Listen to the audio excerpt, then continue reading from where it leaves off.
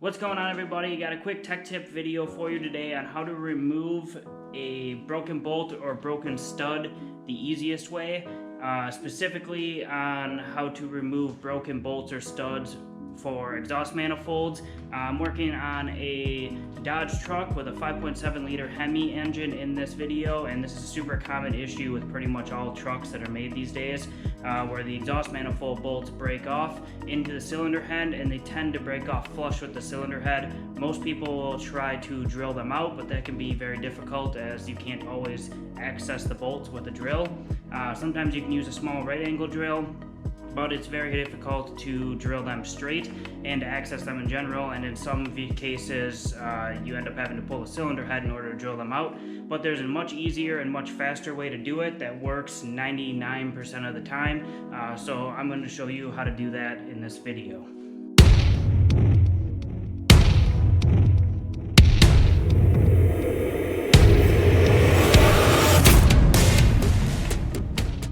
Okay, so to start out, you can see here kind of what we're working with. You can see the very back top stud is broken off, and it's broken off flush, or even just in this case a little bit inset into the cylinder head. And in order to remove this, we are going to get out a welder, and we're actually going to weld a nut to it in order to spin it out. Now, before you go welding a nut on, it's important that you find a nut that is the correct size. So what I'm doing here is using one of the old bolts to find a nut that is either the same size as the bolt or ideally just slightly smaller. So you can see the first one I try is about the right size, the next one is quite a bit smaller, and the next one is too big. You don't want to use one that's too big, or you can very easily weld that nut directly to the cylinder head, which is about the exact opposite of what you want to do.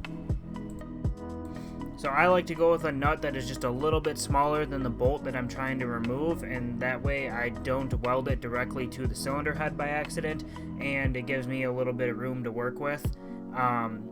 Using one that's just a hair too small is about perfect. You just have to line it up correctly with the bolt, check to make sure it's fit, and then you're ready to get working. I'm going to clamp the ground cable for the welder directly to the cylinder head in this case. Now, what I like to do here is to grab the nut with a vice grip or small pliers, and you can see I make it so that the nut sticks a little bit off the back of the pliers, just makes it a little bit easier to lay flat against that cylinder head. And you're going to use the pliers to hold the nut in place over the top of that broken bolt, while you then use your other hand to run the welder and weld it onto the nut.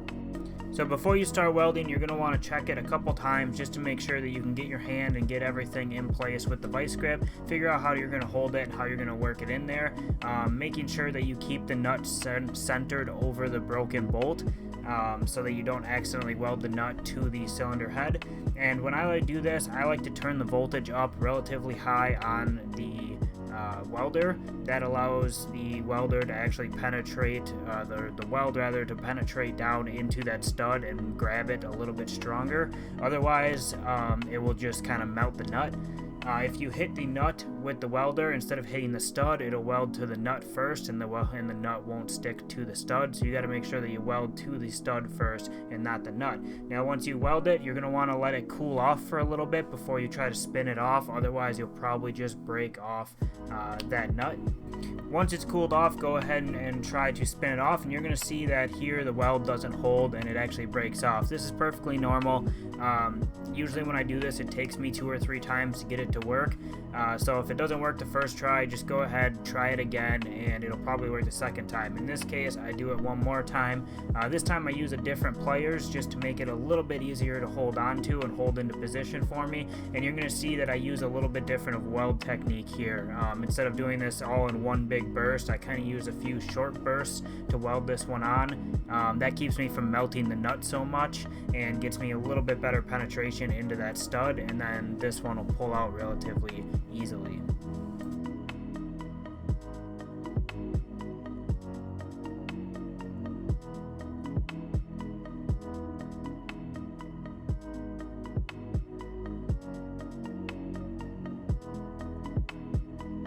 Now you'll notice I hit it a few times with the welder and then removed my pliers out of the way. This allows me to get in a little bit easier with the welder, see what I'm doing a little bit better, and then finish off the weld with the nut to give me the best contact possible with both the nut and the broken bolt.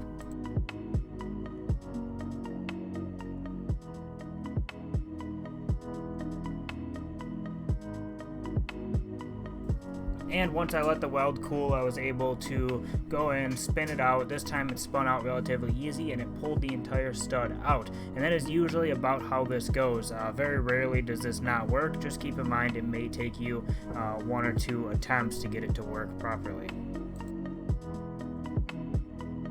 And here you can see what that bolt kind of looks like once you get it out with the nut welded to it. You can see that the penetration doesn't have to be real bad into the stud. You don't have to penetrate it real far, just enough to give it some strength. And once you give it that strength, it comes out relatively easy most of the time. Sometimes they still come out a little difficult, but not too bad. Now this car is pretty much ready to go back together. All you need to do is clean up the gasket mounting surface there, and it's ready to go.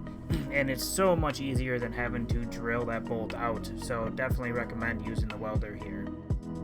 Alright, so now that you have the stud or bolt, whatever, removed from the cylinder head, sometimes I like to run thread chasers through the threads just to make sure that the threads are all clean and perfect and the new bolt's going to thread in properly. But one thing I do want to mention is replacing all of the bolts. So whenever I do this, I replace all of the bolts on the manifold. They break for a reason. I replace them all with newer, stronger bolts. As you can see in the picture, I'm going to put, I don't know, right here somewhere maybe. I replace all the bolts. This does make it a little bit difficult to get the heat shields on in some cases. Sometimes you have to modify the heat shield slightly, as the heat shield tends to bolt on top of tends to bolt to a stud that is either on top of the bolt, like the case with this Dodge, or you have a nut that threads onto a stud and the heat shield gets pinched between 2 nuts after the exhaust manifold's on. Fords do that, GMs do that as well. So you have to modify the heat shield a little bit to get it to fit properly, but it's usually not too big of a deal, and it's definitely worth it to just replace all the bolts so you don't have one break either later down the road, or you can even have them break as you're installing them. I've seen that happen a few times, and then you gotta take it all back apart. So replace all the bolts, and that should do it for this one. I hope this was a pretty quick video. I was aiming to make this one pretty quick. I hope you guys enjoyed it. I hope this helps you if you run into this issue. This is a pretty common issue with trucks, especially these days, and I do quite a few of them. And most of the time this works. I have very few times that this doesn't work. Hope you guys enjoyed this video. If you did, hit the like button. And if you want to see more videos like this, subscribe to the channel down below. Thank you guys for watching.